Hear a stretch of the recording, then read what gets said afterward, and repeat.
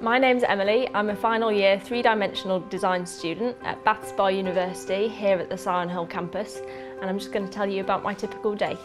I'm really fortunate that I live super close to the school this year. It's just a couple of minutes down the hill, so I always walk. It's an amazing location up here. It's quite a small school. There's about 800 people here, and I think that really makes you feel like you belong somewhere.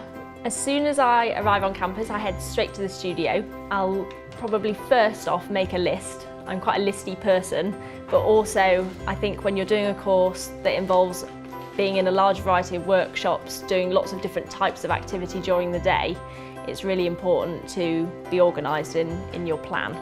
After I've got myself organised, I'll probably spend the morning researching.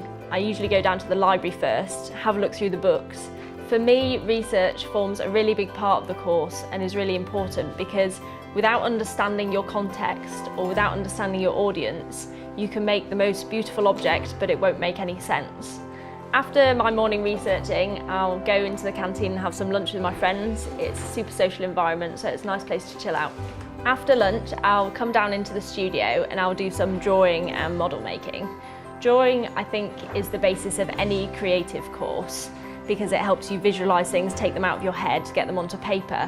But specifically on this course, a three-dimensional course, it's super important to model make, and I do a lot of that. This is where you really start to see your ideas come to life.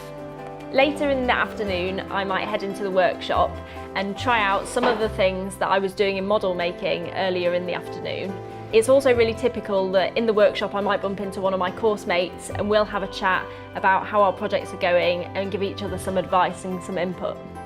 At the moment I'm working on a project which is called Night School.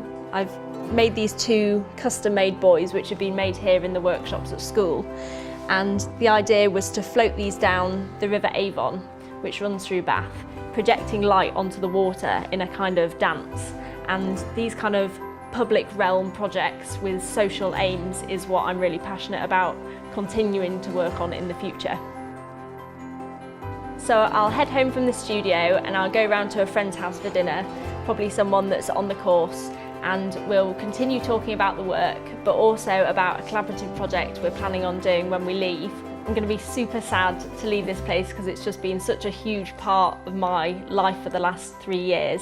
But I'm also really excited by being launched into the design world and the opportunities from that will hopefully come my way.